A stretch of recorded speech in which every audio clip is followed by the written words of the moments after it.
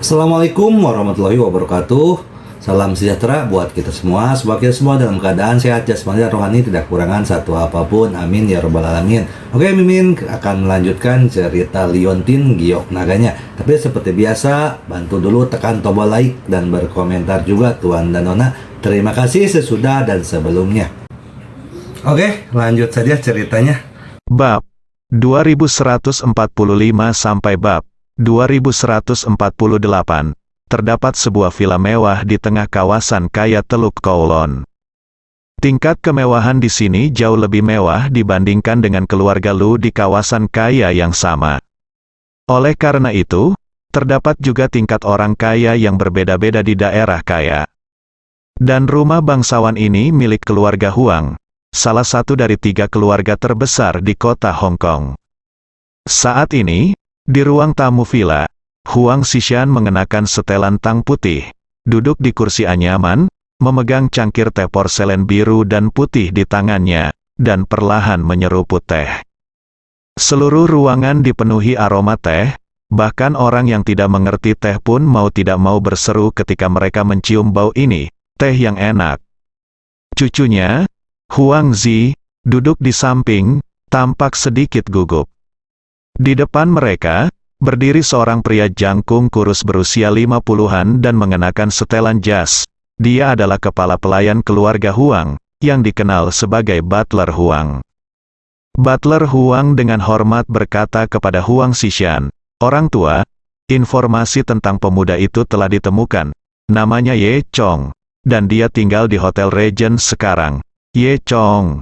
Huang Xishan memikirkan nama untuk beberapa saat.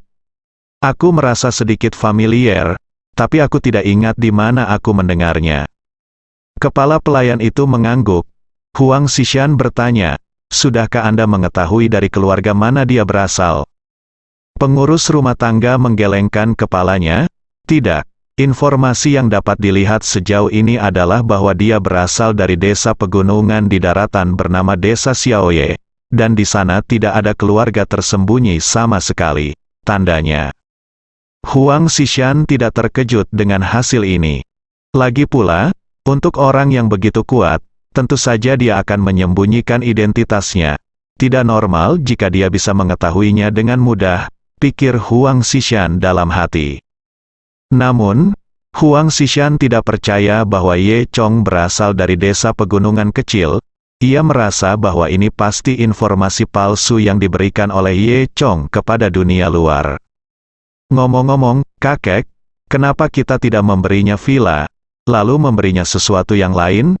Mobil, wanita cantik, kata Huang Zi. Dia sedikit takut pada Ye Chong sekarang. Ketika dia memikirkan bagaimana dia memperlakukan Ye Chong tadi malam, dia takut Ye Chong akan benar-benar membunuhnya. Lagi pula, dia tidak mampu menyinggung perasaan orang seperti itu." Huang Xishan menggelengkan kepalanya dan berkata, "Bagaimana keluarga penyendiri ini bisa kekurangan uang? Mereka jauh lebih kaya dari kita. Bahkan jika kita memberinya semua harta benda kita, dia mungkin tidak menyukainya. Selain itu, saya dapat melihat bahwa ini orang awalnya ingin tetap low profile. Jika dia tahu bahwa kami sedang menyelidikinya, saya khawatir dia tidak akan bahagia." Huang Xishan layak menjadi orang tua dan memikirkan masalah dengan sangat komprehensif. "Lalu apa yang harus kita lakukan?" Huang Butler berkata, "Orang tua, jika menurutmu begitu, bukankah sebaiknya kita berteman?" Huang Xishan berkata, "Tentu saja kita harus berteman, dan kita harus berteman baik. Jika kita bisa berteman dengan keluarga seperti itu, maka mulai sekarang, keluarga kami akan menjadi satu-satunya di kota Hong Kong. Keluarga Han sekarang telah berteman dengan keluarga Bai, keluarga semi penutup, tetapi sekarang mereka berani duduk di atasnya kepalaku dan sial."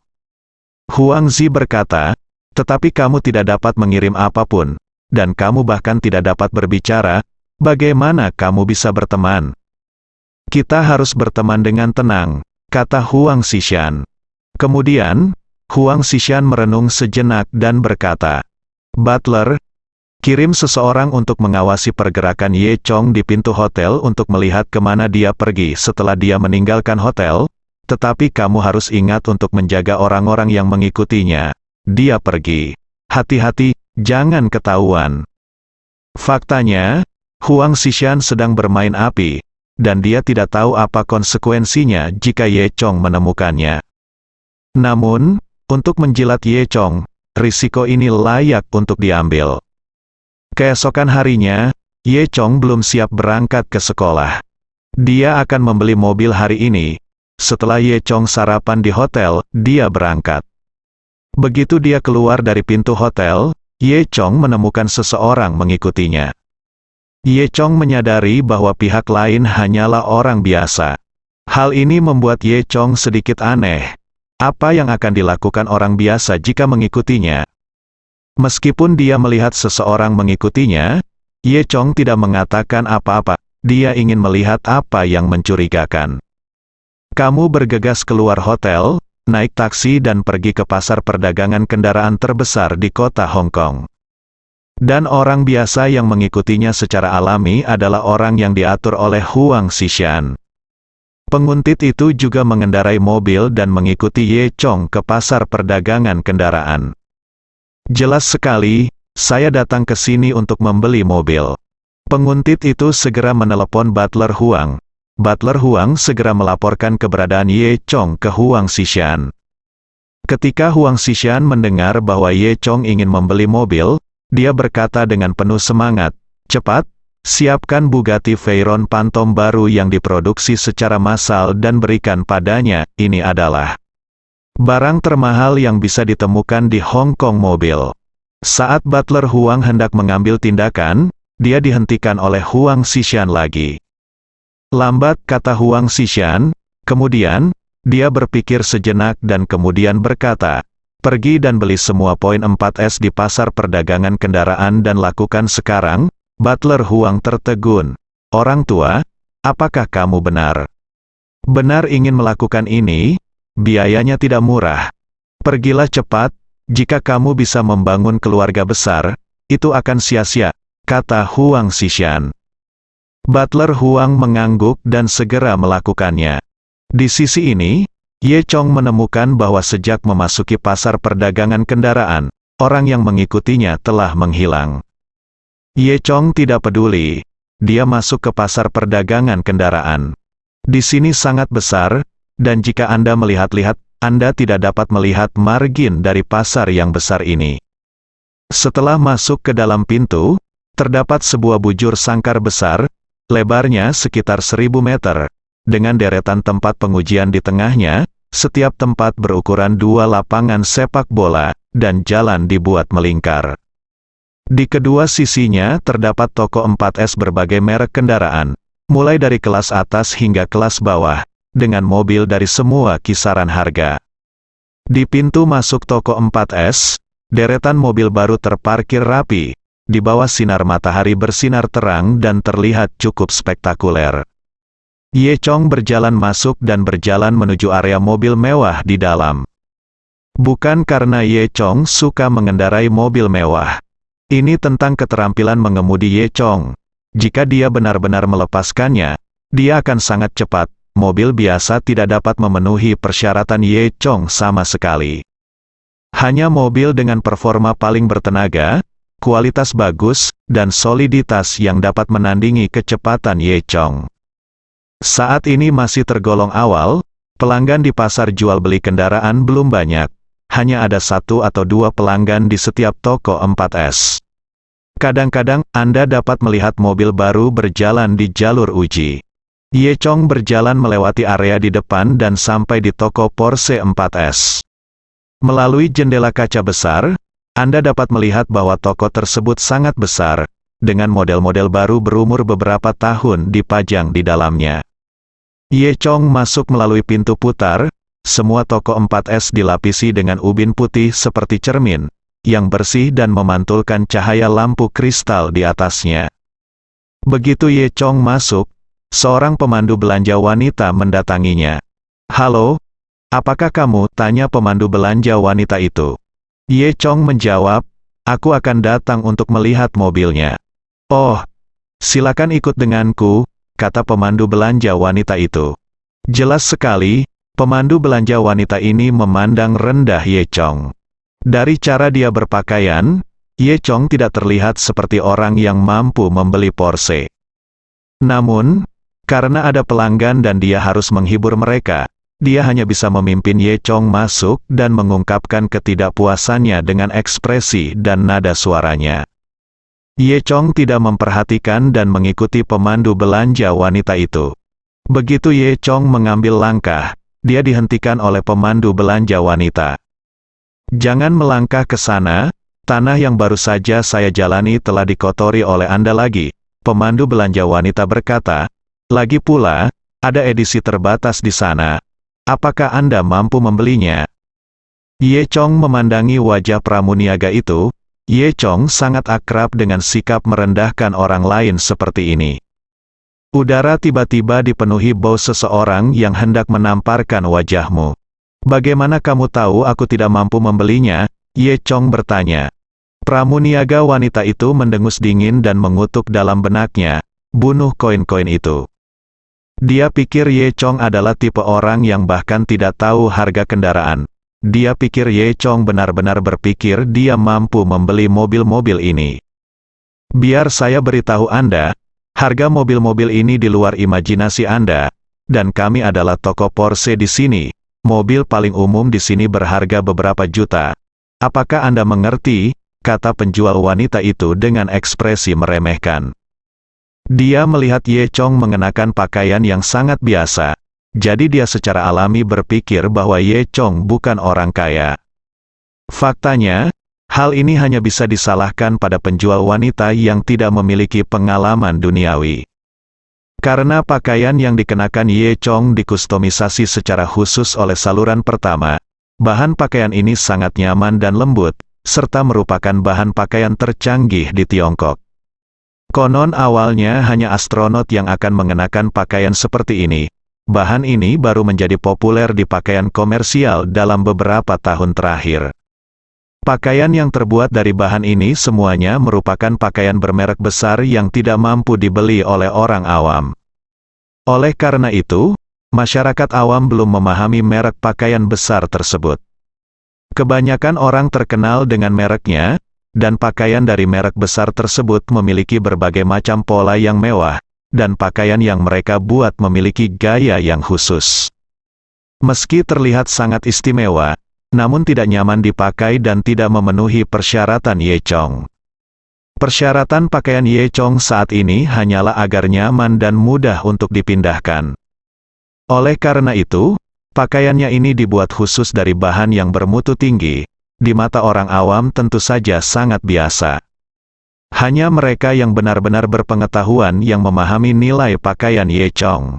Ye Chong sebenarnya tidak peduli dengan sikap penjual wanita itu. Pada levelnya, tentu saja dia tidak akan sepengetahuan penjual kecil. Ye Chong terlalu malas untuk memperhatikan pramuniaga dan ingin terus berjalan ke depan. Pramuniaga menyadari bahwa Ye Chong tidak mampu membeli mobil di sini, dan dia baru saja membersihkan lantai, jadi dia tidak ingin Ye Chong berjalan mendekat. Jangan masuk. Apa kamu tidak mendengarku? Pramuniaga itu melanjutkan. Meskipun Ye Chong tidak suka mengenal penjual wanita ini, bukan berarti Ye Chong memiliki temperamen yang baik. Penjual wanita ini memblokir Ye Chong satu demi satu, dan Ye Chong juga sangat tidak senang. Tepat ketika Ye Chong hendak berbicara, penjual pria lainnya datang dari belakang. Gaoli, apa yang kamu lakukan? Tanya penjual pria itu. Penjual wanita bernama Gaoli berkata, tidak apa-apa. Ada pelanggan di sini yang tidak cukup tahu tentang kemampuannya dan ingin membeli edisi terbatas kami. Izinkan saya memperkenalkannya kepadanya. Saat dia mengatakan ini, dia menoleh ke Ye Chong. Beberapa mata memutar, penjual pria itu juga melirik Ye Chong dan tidak berkata apa-apa. Namun, Ye Chong sudah melihatnya dari matanya. Penjual pria dan Gaoli memiliki pemikiran yang sama. Berhenti bicara. Manajer toko sedang mengadakan rapat darurat sekarang, dan semua orang harus hadir. ayo kita pergi ke kantor belakang untuk rapat sekarang, kata penjual pria itu. Gaoli bertanya dengan rasa ingin tahu, hal besar apa yang terjadi lagi? Pria itu berkata, saya tidak tahu sekarang, saya akan mencari tahu di masa lalu, ayo pergi. Gaoli melirik Ye Chong dan berkata, tunggu di sini tunggu, tolong jangan berkeliaran.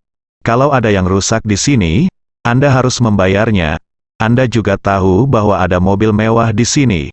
Tetapi jika Anda menyentuh sedikit cat pada mobil itu, biayanya ratusan, ribuan. Setelah mengatakan itu, Gaoli dan penjual pria itu buru-buru berjalan menuju ruang konferensi di belakang. Apa yang baru saja dikatakan Gaoli tentu saja untuk menakuti Ye Chong.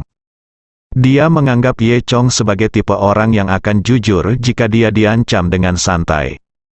Tapi Ye Chong mengabaikan Gaoli sama sekali dan berjalan lurus ke arah mobil edisi terbatas itu. Di sisi lain, Gaoli dan penjual pria datang ke kantor. Seluruh staf toko 4S telah berkumpul di sini.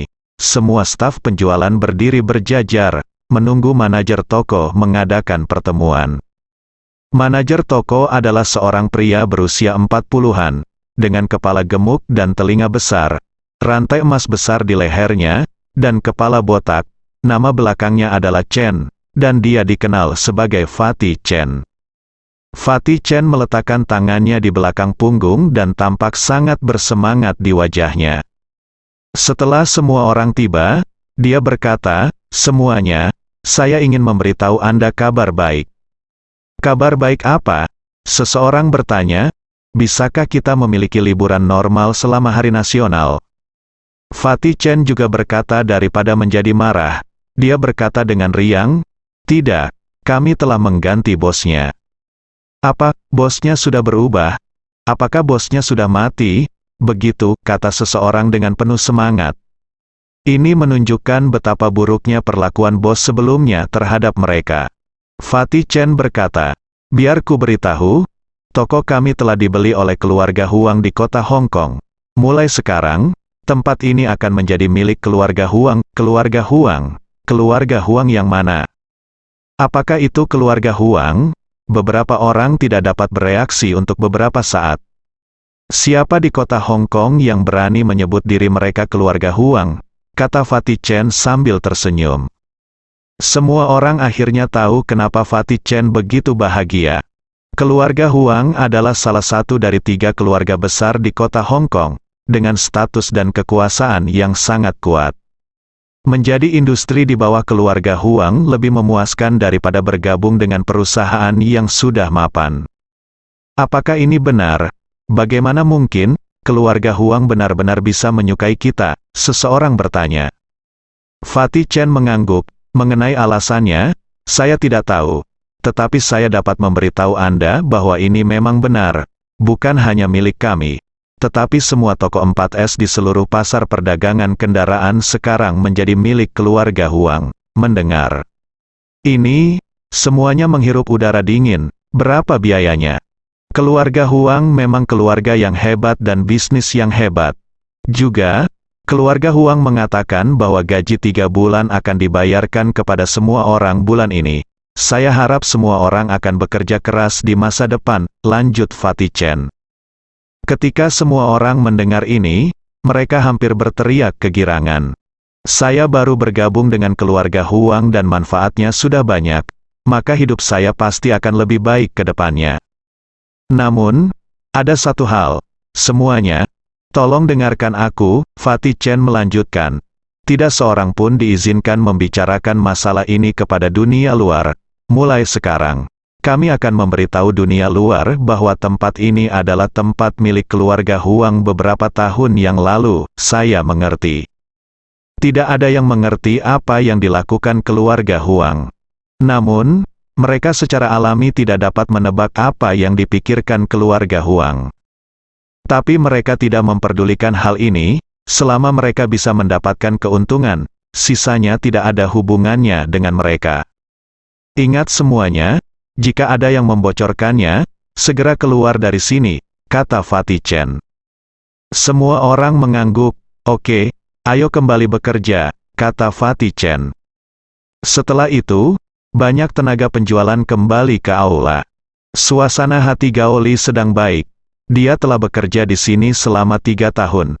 Tanpa diduga, dia tiba-tiba berbalik dan menjadi anggota perusahaan keluarga Huang. Ini hanyalah awal dari kehidupan barunya. Gao Li sudah mulai berfantasi membeli mobil dan rumah, dan menjalani kehidupan sebagai istri borjuis kecil. Dia dalam suasana hati yang baik sampai dia melihat Ye Chong. Ye Chong sudah tiba di area pameran untuk model edisi terbatas. Saat ini, sebuah Rolls-Royce hitam terdengar di depan pintu pasar perdagangan kendaraan. Mobil ini merupakan model klasik Rolls-Royce dengan interior yang sangat lega.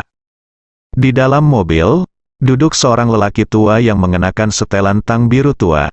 Tidak lain adalah Huang Xishan.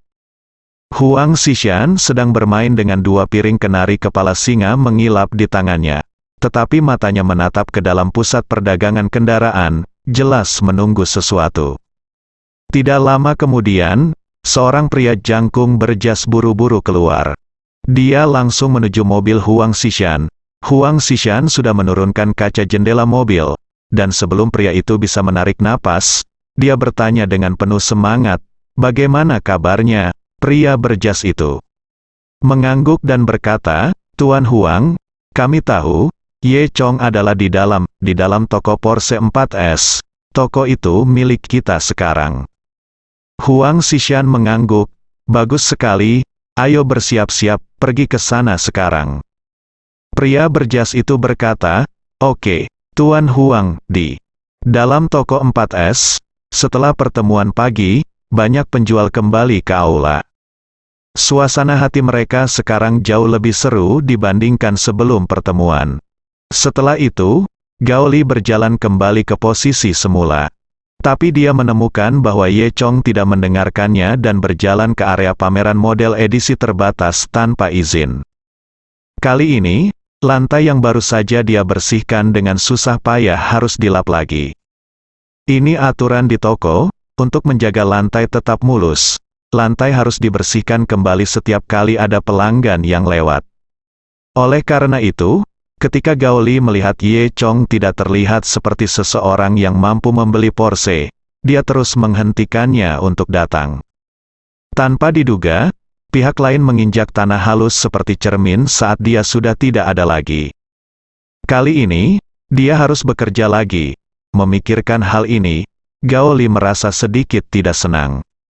Diperkirakan jika ini dilakukan setengah jam yang lalu, Gao Li akan menjadi populer, dan dia akan langsung maju dan berdebat baik dengan Ye Chong.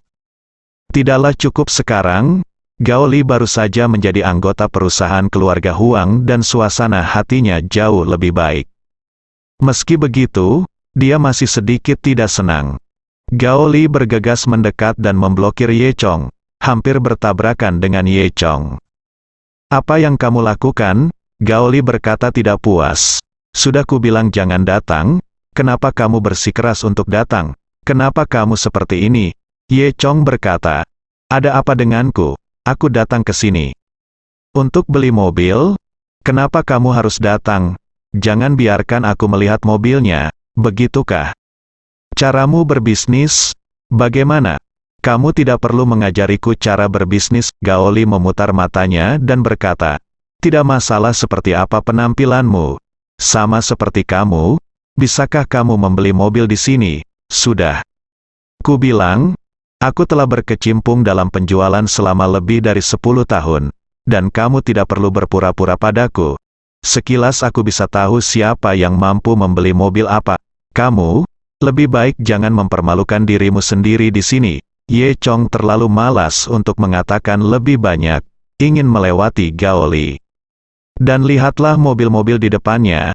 Akibatnya, Gao Li berhenti tepat di depan Ye Chong. "Apa yang kamu lakukan? Masih ingin maju?" "Minggir," kata Ye Chong. Saat dia mengatakan itu, dia mengulurkan tangannya untuk mendorong Gao Li menjauh.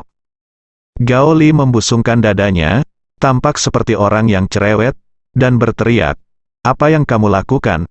Apakah kamu masih ingin melakukan sesuatu? Apakah kamu seorang gangster?"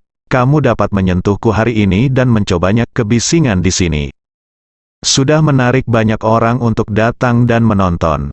Seseorang menunjuk ke arah Ye Chong dan mendiskusikan sesuatu dengan suara rendah. Tuan, mohon hargai diri Anda sendiri, penjual pria tadi datang lagi. Ye Chong mengerutkan kening. Dia benar-benar tidak tahu perusahaan sial mana yang mempekerjakan pegawai seperti itu. Saat ini, manajer toko Fatih Chen datang lagi. Apa yang kamu lakukan? Anjing itu menggigitmu karena kamu berteriak, Fatih Chen mengumpat.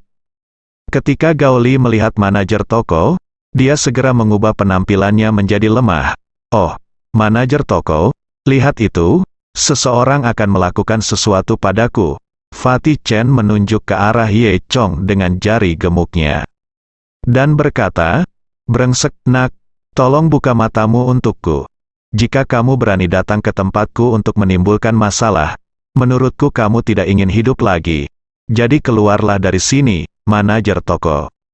Biarkan dia pergi sekarang, tanya penjual pria di sebelahnya. Jelas sekali, Fatih Chen biasanya tidak begitu baik. Fatih Chen mendengus dingin, ada yang harus kulakukan, dan aku tidak punya waktu untuk memedulikan omong kosongmu. Tolong jujurlah padaku. Jika ada yang membuat keributan nanti, aku akan membuatnya menyesal dilahirkan. Saat dia berkata itu, Fatih Chen menggerakkan tubuh gemuknya. Berjalan menuju pintu, Gao Li dan penjual pria itu saling berpandangan, bertanya-tanya apa urusan penting yang dihadapi Fatih Chen hari ini. Jika ini terjadi di masa lalu, Fatih Chen akan meminta seseorang untuk menangani pelanggan seperti itu. Karena Fatih Chen punya koneksi di sini, tidak ada yang berani menimbulkan masalah di sini, yang juga menyebabkan maraknya perilaku salesman seperti Goryo. Ye Chong menggelengkan kepalanya, suasana hatinya untuk membeli mobil hancur. Dia akan pergi ke toko 4S lain untuk melihatnya. Saat ini, dua orang masuk dari pintu, seorang lelaki tua berjas tang dan seorang pria paruh baya berjas. Itu adalah Huang Xishan dan anak buahnya, dan sudah jelas bagi Anda bahwa Fatih Chen pergi untuk menyambut mereka berdua. Fatih Chen, yang baru saja memerintah, langsung tersenyum seperti anjing pesek ketika melihat Huang Xishan. Hehe, oh, ini pasti lelaki tertua dari keluarga Huang. Tuan Huang, Anda bisa datang kepada kami.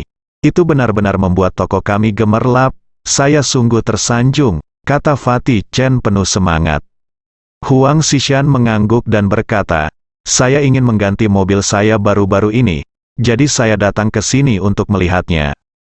Fatih Chen tidak menyangka bahwa Huang Xishan benar-benar berbicara dengannya secara langsung, dan dia tiba-tiba merasa tersanjung.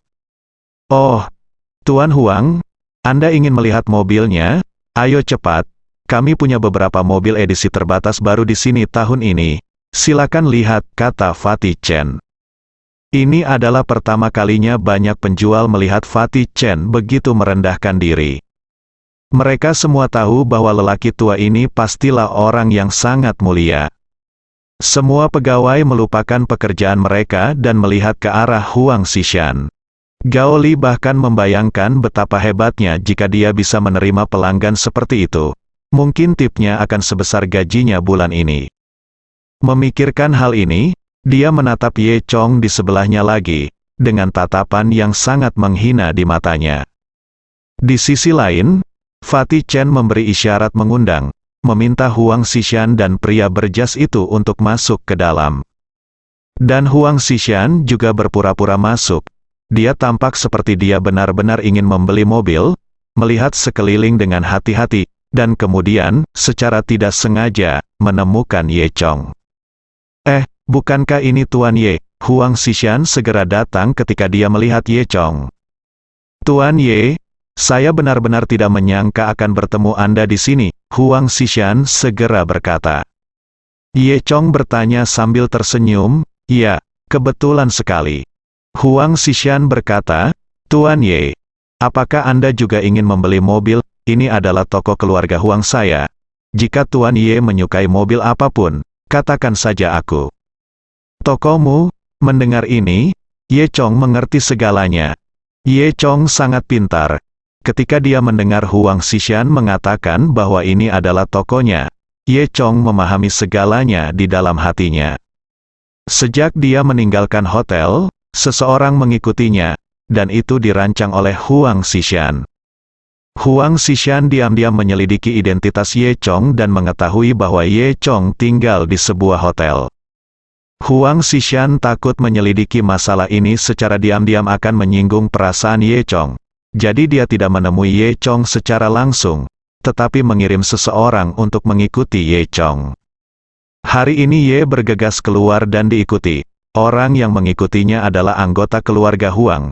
Setelah pengikutnya mengetahui bahwa Ye Chong pergi membeli mobil, dia segera melaporkannya ke keluarga Huang. Di luar dugaan, keluarga Huang benar-benar mumpuni di kota Hong Kong, dan mereka berhasil mengakuisisi toko 4S ini dalam waktu sesingkat itu. Namun, Ye Chong memikirkannya lagi. Pada saat itu, dia bahkan tidak tahu toko 4S mana yang akan dia masuki, dan kecil kemungkinannya Huang Xishan akan mengetahuinya. Satu-satunya kemungkinan adalah Huang Xishan mengambil alih semua toko 4S di sini. Dengan cara ini, tidak peduli toko 4S mana yang dimasuki Ye Chong, dia memasuki industri kebalikan dari keluarga Huang. Tampaknya Huang Xishan juga menghabiskan banyak uang untuk menyenangkan dirinya sendiri. Kemudian, Ye Chong bergegas masuk, dan Huang Xishan juga datang, berpura-pura berada di sini untuk melihat mobil, dan akhirnya bertemu Ye Chong secara kebetulan. Huang Xishan mengangguk dan berkata dengan tatapan yang sangat tulus, "Tuan Ye, ya, ini adalah milik keluarga Huang saya." Ye Chong mengangguk, tanpa mengekspos Huang Xishan, dan siap bekerja sama dengan rencana pihak lain, kinerja. "Ngomong-ngomong Tuan Ye, apakah Anda di sini untuk membeli mobil juga? Mobil mana yang Anda suka? Katakan padaku dan saya akan memberikannya kepada Anda," kata Huang Xishan. Mendengar ini, semua orang kecuali pria berjas yang datang bersama Huang Xishan tercengang. Termasuk Chen gemuk. Fatih Chen memandang Ye Chong dari atas ke bawah untuk waktu yang lama. Tapi tidak peduli bagaimana penampilannya, dia tidak tahu siapa Ye Chong yang begitu menghormati Huang Xishan. Gao Li di sebelahnya semakin bingung. Ia merasa apa yang dilihatnya di hadapannya tidak seperti kenyataan, melainkan seperti mimpi. Pelanggan yang dia anggap remeh dan diserang dengan kata-kata sebenarnya adalah seseorang yang dihormati oleh Huang Xishan. Memikirkan hal ini, Gao Li bahkan berharap dia tidak terbangun dari mimpinya. Ye Chong berkata, "Apakah ada mobil di sini? Lupakan saja. Aku sedang tidak mood untuk melihatnya." Ketika dia berbicara, dia melirik ke arah Gao Li. Huang Xishan sangat pintar sehingga dia langsung mengerti artinya. Dia tampak tertegun, melirik ke arah Fatih Chen, dan berkata, "Apakah Anda manajer tokonya?" Fatih Chen buru-buru mengangguk, "Ya, benar." "Apa yang terjadi?" Huang Xishan bertanya.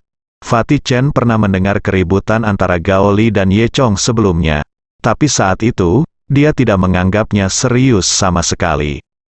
Bagaimana dia bisa membayangkan bahwa Ye Chong memiliki identitas sedemikian rupa sehingga bahkan Huang Xishan pun akan menghormatinya?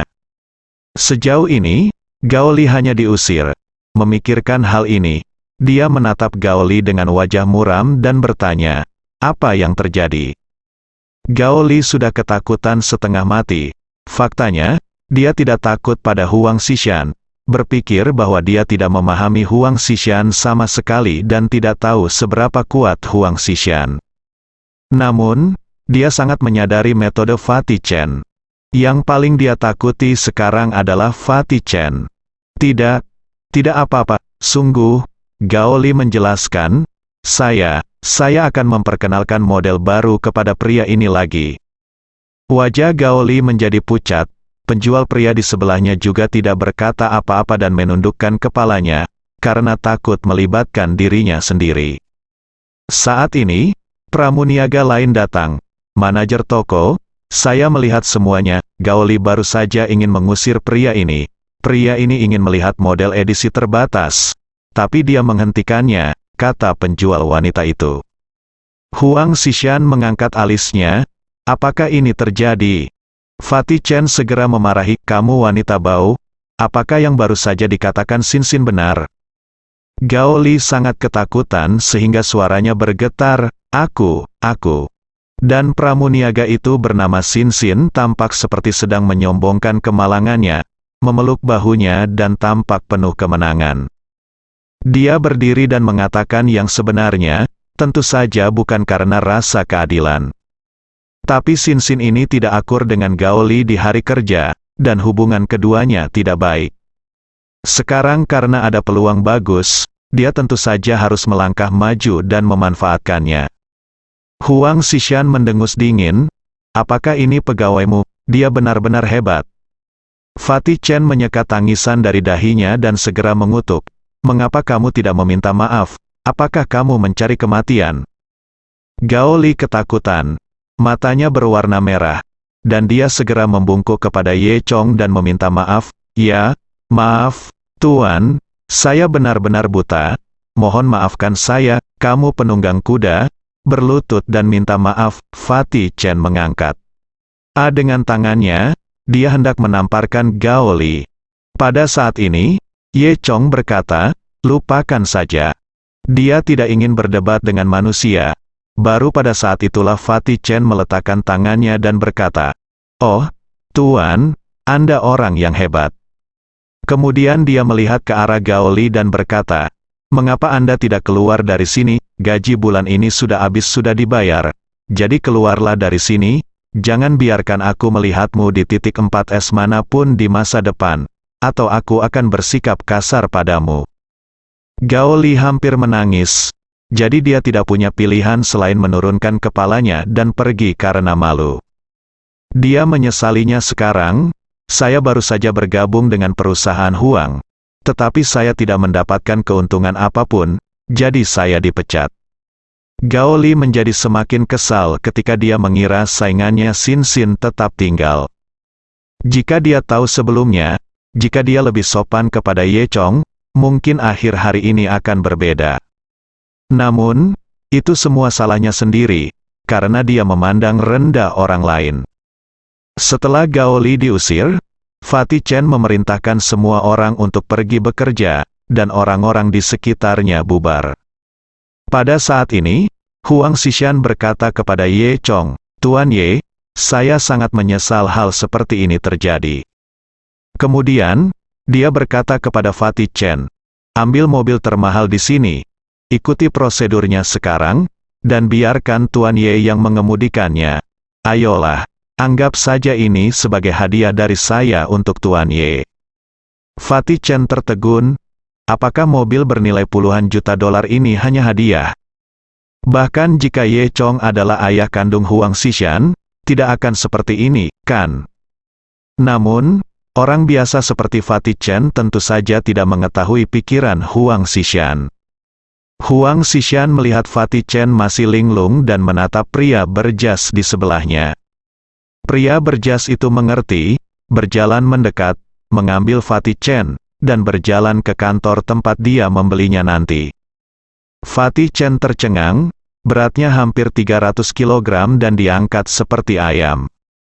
Jelas sekali, pria berjas itu mengajak Fatih Chen untuk menjalani formalitas. Ye Chong terus bekerja sama dengan penampilan Huang Xishan dan dengan sengaja berkata, Tuan Huang, saya minta maaf. Huang Xishan berkata, Tuan Ye, tolong jangan katakan itu, Anda menyelamatkan nyawa orang tua itu dan cucunya sebelum aku sempat mengucapkan terima kasih. Bagaimana denganmu? Ye Chong hanya tersenyum dan tidak berkata apa-apa. Faktanya, Ye Chong tahu, di mana rasa terima kasihnya. Ini adalah persahabatan. Huang Xishan ingin berteman dengan dirinya sendiri. Tentu saja hal ini bisa dimaklumi. Lagi pula dengan tingkat kekuatan Ye Chong, akan aneh jika tidak ingin berteman dengannya. Selain itu, Ye Chong juga tergerak oleh upaya Huang Xishan bersambung.